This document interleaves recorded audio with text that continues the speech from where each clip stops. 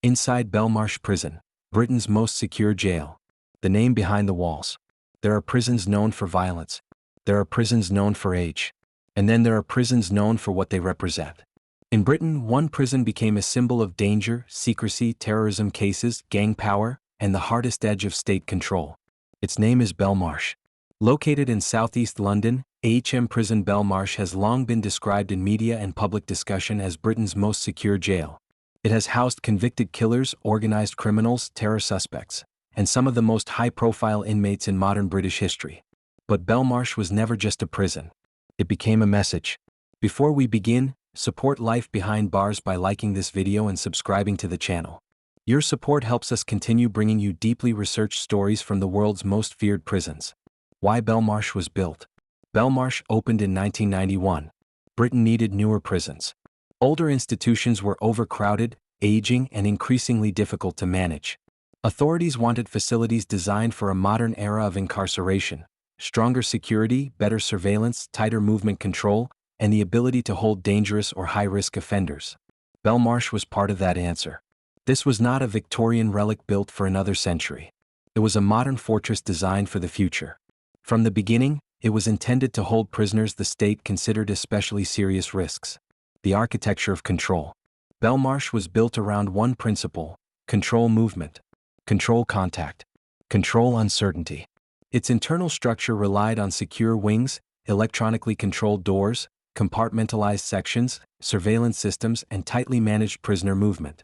Every gate slows motion. Every door creates separation. Every barrier buys time. In prisons like Belmarsh, architecture itself becomes part of discipline. Concrete can punish. Steel can command. Routine can dominate without a word being spoken. How it became feared. Many prisons are feared only by those inside. Belmarsh became feared by the public as well. That happened because of who entered its gates. High-profile murder suspects. Gangland figures. Terror detainees. Internationally known prisoners. When Belmarsh appeared in headlines, it was rarely for minor crimes. Over time, the prison's name became shorthand for Britain's toughest level of custody. Once that happens, reputation grows faster than facts. The Terror Era. After the attacks of September 11, 2001, Britain introduced tougher counter-terrorism laws. Belmarsh became central to that new era. Some foreign nationals suspected of terrorism links were detained there under controversial powers that allowed imprisonment without ordinary criminal trials in certain circumstances. The policy triggered fierce legal battles. Supporters argued national security demanded strong action. Critics said democratic values were being tested. Belmarsh was no longer only a prison. It had become part of a national argument over freedom and fear. The meaning of Belmarsh. Belmarsh was built to contain dangerous men. But over time it came to contain something larger: Britain's anxieties. Violent crime. Terrorism. State power. Punishment. Security. Control. Inside the walls were cells, routines, and locked doors. Outside the walls was a public imagination that made Belmarsh larger than the building itself. Morning count. In Belmarsh, the day often begins before sunrise. Footsteps move along the landing. Officers check doors, confirm occupants, and begin the ritual that anchors every prison morning: count. Every prisoner must be present. Every number must match. Every cell must answer. Until then, the institution does not truly begin its day. For inmates, it is routine. For the prison, it is control made visible. Inside the cell. For many prisoners, the cell becomes the center of existence. A typical modern British prison cell may contain only essentials: bed, sink, toilet, desk, storage shelf. Nothing more than function. Hours spent inside depend on staffing levels, security restrictions, behavior status, and prison regime schedules. Some men read. Some exercise in place. Some sleep to erase time. Some stare at the wall until evening. When one room becomes your world, every inch begins to matter. Meals and routine. Meals divide the day almost as much as clocks do. Breakfast, lunch, dinner. In high-security prisons, movement around food service may be tightly controlled. Some meals are eaten communally under supervision. Others are taken in cells depending on wing conditions. Food itself is rarely the main story. It is what comes with it: a brief conversation, a complaint, a chance to trade items, a break in monotony. Even small routines become valuable where freedom is absent. Association time. Association is one of the most important parts of prison life. This is when prisoners may speak with others, make calls, watch television, play games, or socialize depending on prison rules. But social space in prison is never neutral. Friendships form. Debts begin. Conflicts grow quietly. Reputations are tested. Who sits where matters. Who stands alone matters more. At Belmarsh, where serious offenders and high-profile inmates may be housed, social dynamics can carry serious consequences. Phone calls home. For many inmates, the most emotional minutes of the day happen on a telephone. A child's voice sounding older. A partner growing distant. A mother pretending not to worry. Calls are regulated and time-limited under prison rules, with legal protections for certain privileged communications. Relationships often strain under incarceration. Some survive. Many collapse. A sentence handed to one person is often felt by many others. Night lockup. As evening arrives, movement narrows again. Doors shut. Voices fade. Corridors empty. Some men sleep early. Others fear the long hours. Night in prison can be peaceful. Night in prison can also be when anxiety becomes loudest. Tomorrow will look much like today.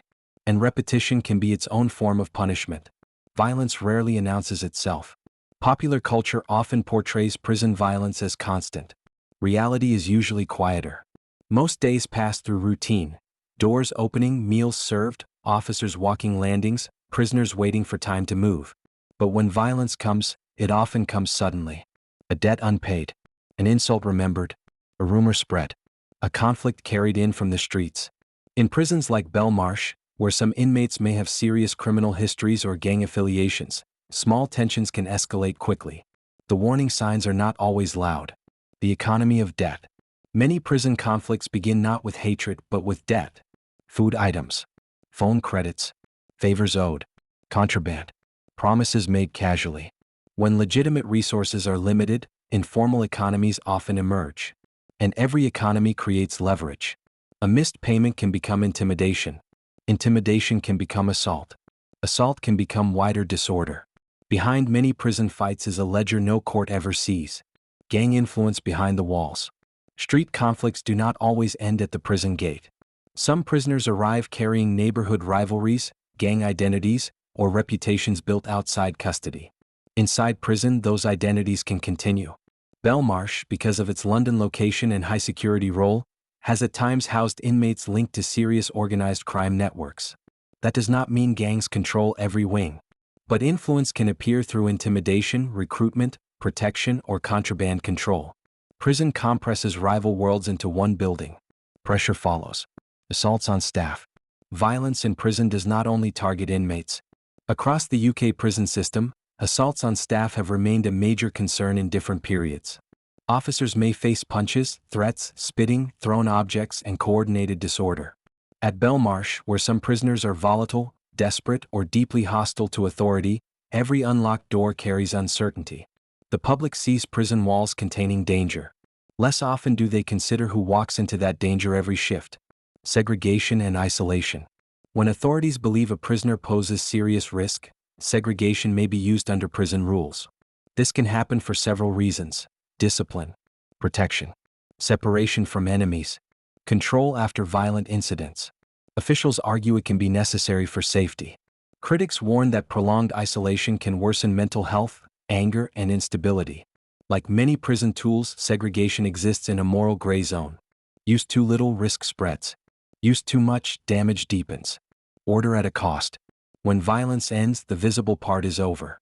Then comes the unseen aftermath, medical checks, incident reports, disciplinary hearings, cell searches, transfers, rumors. Order may return in minutes. Its consequences can last months. Belmarsh earned its reputation partly because of who it held, but also because of the constant effort required to prevent chaos from taking hold. When a prison becomes a headline, some prisons remain anonymous to the public. Belmarsh did not. Its name entered headlines because certain inmates carried extraordinary public attention. Terror suspects, organized crime figures, murdered defendants, internationally known prisoners. When those people pass through one institution, the prison itself becomes part of the story. Every van at the gate becomes speculation. Every court hearing becomes renewed focus. Belmarsh became more than a location. It became a symbol recognized across Britain and beyond. The Assange chapter.